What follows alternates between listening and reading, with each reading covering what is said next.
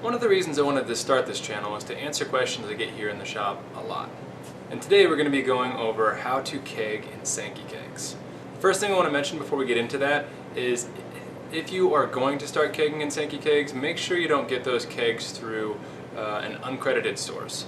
So you should be getting those kegs from either breweries who are not using them anymore, directly from that brewery, or get them new through a shop such as ours or online. What you don't want to do is get kegs that have just been purchased beer that the shell was never returned, and basically that person only paid the deposit on the keg, and the brewery itself in that case is losing about 50 bucks. So every time that you buy a keg through a non-credited source, you're basically stealing from a brewery and from the craft beer industry. So don't do that.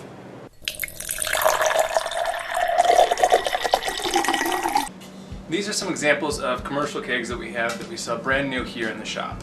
And a reason that you might want to start kegging in commercial style kegs is if you have a kegerator that you're already using to buy beer and have for parties, but you also want to start putting your own beer in kegs and using the exact same kegerator without having to switch over the disconnects. The keg that we'll be using in the video today we actually got from One Tree Hard Cider, a great local cider company, so shout out to them. And we're going to be showing you an example of putting one of our homebrewed beers that we now have in a corny keg into a Sankey keg. So in this case we're basically using our corny keg as a bright tank. All the proteins and sediment crash down in the keg, and then after that's happened we just transfer from the corny keg the carbonated beer into a commercial style keg, and we hook it up to our commercial kegerator. So first I'm going to go over all the equipment that you're going to need to transfer your beer into a Sankey keg, either by siphoning or by doing what we're going to be doing, which is pushing from a corny keg to a commercial keg. Now, before we get started, it's important that I mention that although a lot of the filming took place here in the store, none of the brewing nor the final product ended up here. So, enjoy the video. So for starters, I'll go over the tools that I use when I'm about to transfer. First of all, we have an auto siphon. We have a length of tube that fits the auto siphon. And then most importantly, we have a D-system coupler. It's an American style Sankey coupler. We have a beer nut washer, and 5/16 tailpiece. We have a ball lock liquid side disconnect with a threaded piece.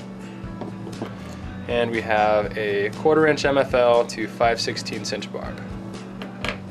What we're going to do is we're going to start by removing the check valves from the D-system coupler. And there are two check valves we want to work with. There's one on the gas side over here, so we'll take off the tailpiece and we will remove the gas side check valve. And then there's one in here that's a little bit more difficult. We actually have to remove the stop right there and then the ball in there that acts as the check valve. So I'll check back when I've done that.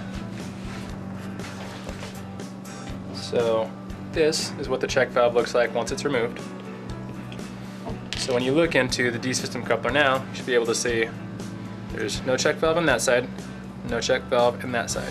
So it's basically just an empty shell.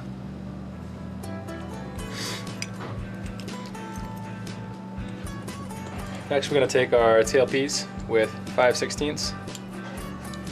I'm going to add that to the top of the D-system coupler. I'm going to take our 1/4 inch MFL to 5/16 inch barb and thread that onto our ball lock disconnect. And then we have two ways to set this up so that we can transfer into a Sankey keg. The first is by just using our siphon and gravity and running a tube right into the top of the D-system coupler. Since we removed the gas side check valve, air will be able to escape as we're allowing liquid to drain in. And I'll show you an example of that in a second. The other way, other than using our siphon, is to attach the tube to a ball lock liquid side disconnect and actually pump with CO2 from the ball lock keg into the Sankey keg. And that's what I'm going to be showing you today. I do that because I use my ball lock kegs as a bright tank.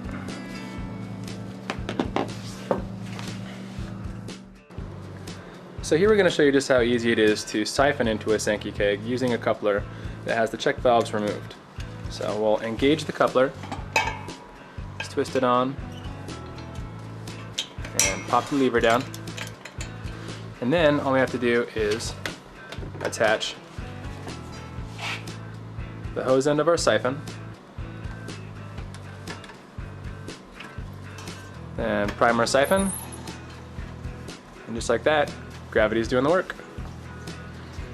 This is actually an example of us cleaning out one of these kegs, but I'll go over all that in a different video. Alright, so what we have here is just our cleaned and sanitized keg, hooked up to our D-system coupler that has the check valves removed, the beer nut and 5/16 tailpiece coming off of it, with a tube going into our ball lock disconnect with 5/16 barb. All we're going to do is hook this up to our keg.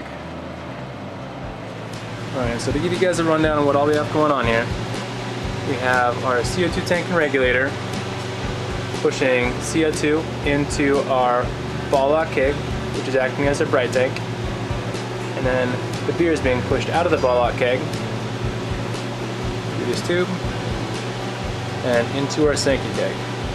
Again, the liquid side check valve is removed so that beer can flow in, and the gas side check valve is removed so that air can flow out as we're pushing the beer in.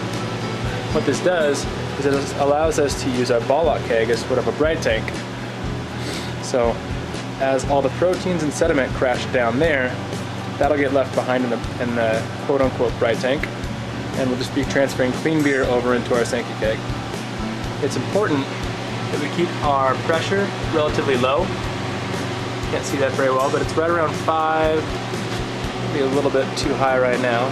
But we want to keep it down around that 5 to 7 psi range, so that when the ball lock keg is emptied, the extra pressure from the CO2 doesn't kick up some more of the proteins and sediment that have crashed to the bottom of the keg that we want to leave behind. Alright, so we have this all done filling up. I've disconnected the ball lock side of this, and it's going to be all ready to go here. So be careful when you take this out because it's going to have a little bit of pressure built up, not very much. And then this should be ready to hook up. So I'm going to spray the top with a little star sand.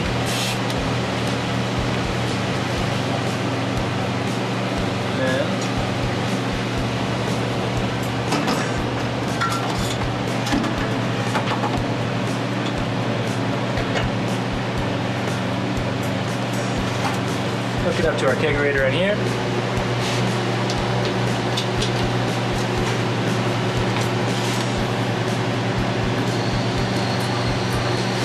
Make sure that the CO2's on by testing with the pressure relief valve.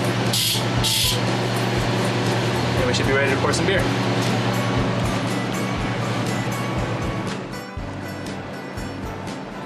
And we're ready to see how it's pouring.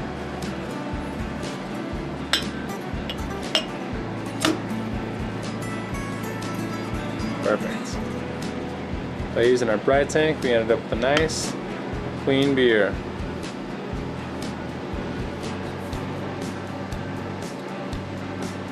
Cheers.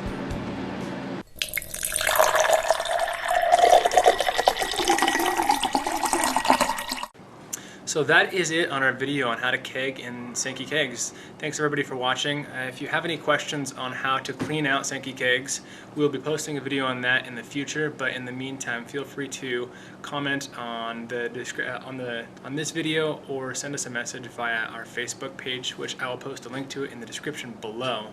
If you guys want to support us, please feel free to watch the advertisement that we will be posting on the end of this video. Thank you. And cheers.